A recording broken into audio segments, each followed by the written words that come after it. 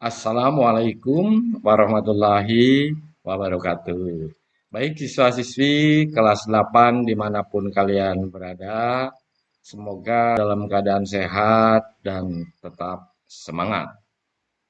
Pada kegiatan pembelajaran PPKN kali ini, kita akan mempelajari bab 2, menumbuhkan kesadaran terhadap Undang-Undang Dasar Negara Republik Indonesia tahun 1945, pertemuan yang ketiga.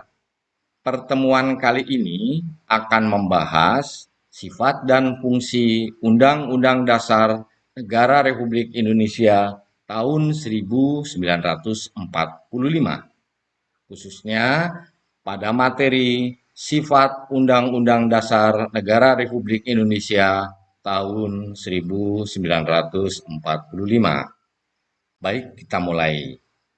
Sifat dan fungsi Undang-Undang Dasar Negara Republik Indonesia tahun 1945, khususnya pada materi sifat Undang-Undang Dasar Negara Republik Indonesia tahun 1945.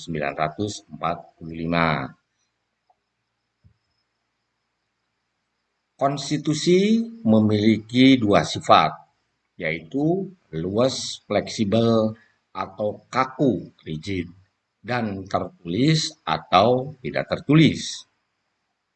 Sifat luas atau kakunya sebuah konstitusi dapat dilihat dari kemampuan dalam mengikuti atau menyesuaikan dengan perkembangan zaman. Suatu konstitusi disebut tertulis apabila konstitusi itu tertulis dalam satu naskah yang telah diratifikasi oleh lembaga legislatif. Konstitusi tidak tertulis yaitu konstitusi yang tidak tertulis dalam sebuah naskah. Misalnya, di Inggris konstitusinya dikatakan tidak tertulis karena tidak tertulis dalam satu naskah, akan tetapi terdapat dalam beberapa undang-undang seperti Magna Carta dan Bill of Rights.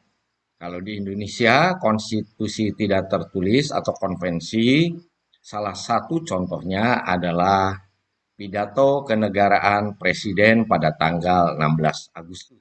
Ini pernah saya sampaikan pada pertemuan yang lalu.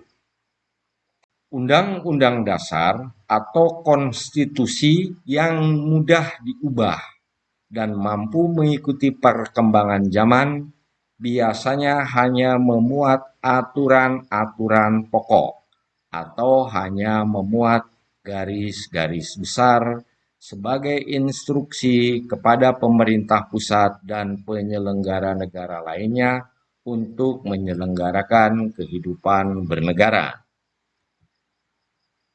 Ketika Undang-Undang Dasar atau konstitusi atau disebut juga hukum dasar yang hanya memuat aturan-aturan pokok, maka selanjutnya dibuatlah aturan-aturan untuk menjabarkan aturan-aturan pokok tersebut ke dalam sebuah undang-undang. Karena undang-undang lebih mudah cara membuat, mengubah, dan mencabutnya. Perlu diingat bahwa kehidupan masyarakat selalu tumbuh dan zaman selalu berubah. Selanjutnya, dalam rangka mengikuti dinamika dan perkembangan kehidupan masyarakat di Indonesia, maka ketika kita membuat undang-undang sebagai turunan atau peraturan pelaksana atau penjabaran dari Undang-Undang Dasar atau Konstitusi, diharapkan mampu membuat sebuah undang-undang yang dapat mengikuti perkembangan zaman pula. Karena semakin supel sifat aturan, maka akan semakin baik.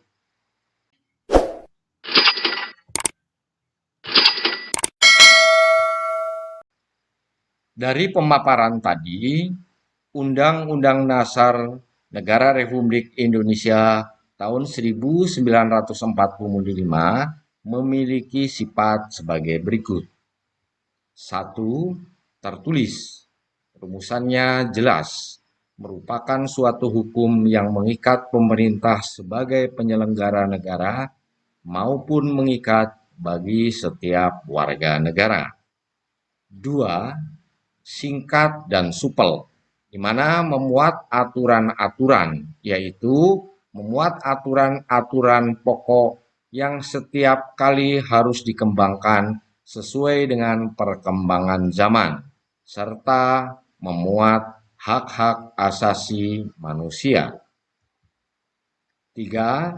Memuat norma-norma, aturan-aturan, serta ketentuan-ketentuan yang dapat dan harus dilaksanakan secara konstitusional.